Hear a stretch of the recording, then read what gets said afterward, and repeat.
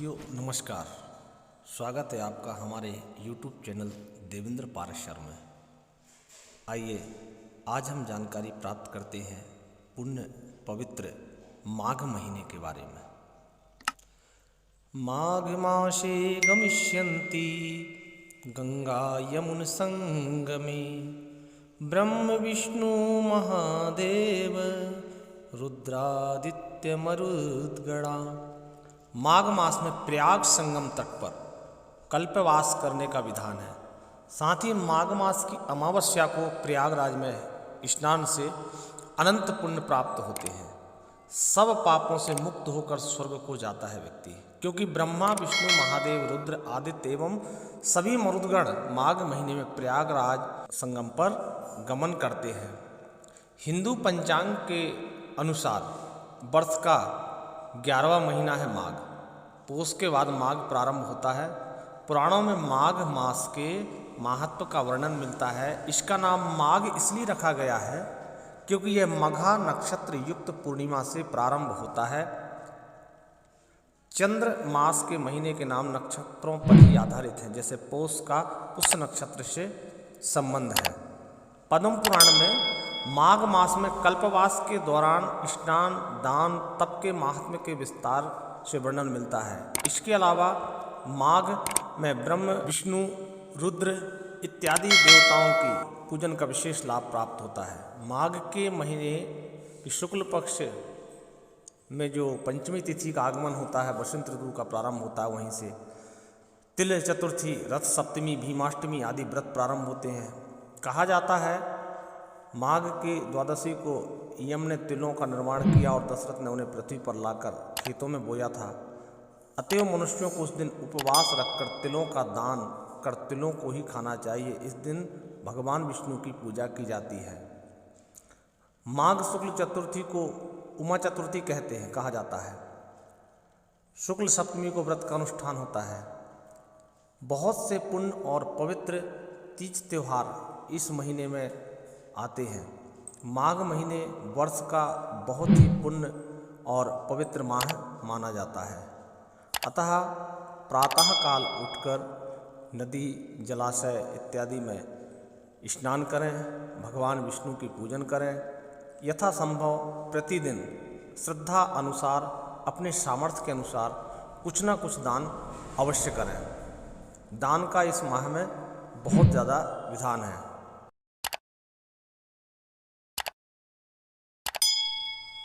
इस बार पवित्र माघ मास 29 जनवरी 2021 दिन शुक्रवार से शुरू हो रहा है और 27 फरवरी 2021 को समाप्त हो जाएगा। माघ मास में क्या करें?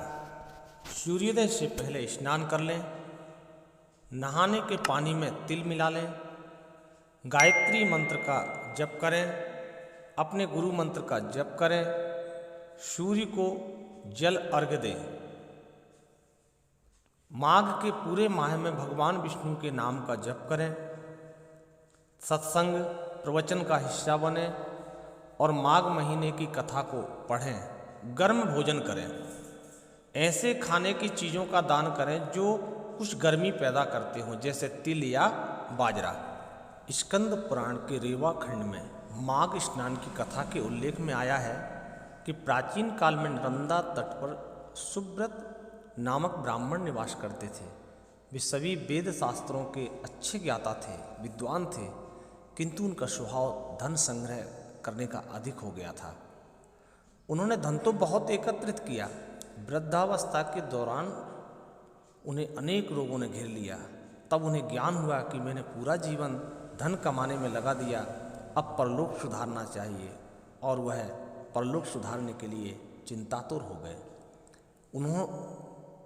उन्हें अचानक एक श्लोक याद आया जिसमें माघ मास के स्नान की विशेषता बताई गई थी।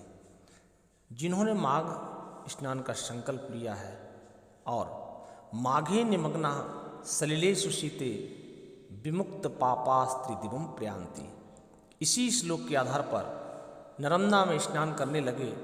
9 दिनों तक प्रातः मां नर्मदा के जल से स्नान किया और 10वें दिन स्नान के बाद उन्होंने अपना शरीर त्याग दिया।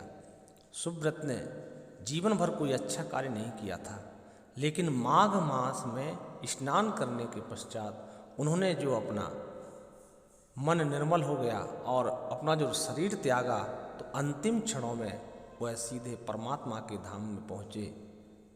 इस प्रकार हम सभी को भी इस पुण्य पवित्र माघ मास में स्नान और दान अवश्य करना चाहिए। माघ का महीना पहले माघ का महीना था, जो बाद में माघ हो गया। माघ शब्द का संबंध श्री कृष्ण के एक स्वरूप माधव से है। इस महीने को अत्यंत पवित्र माना जाता है। इस महीने में ढेर सारे धार्मिक पर्व आते हैं, साथ ही प्रकृति भी अनुकूल होने लगती है।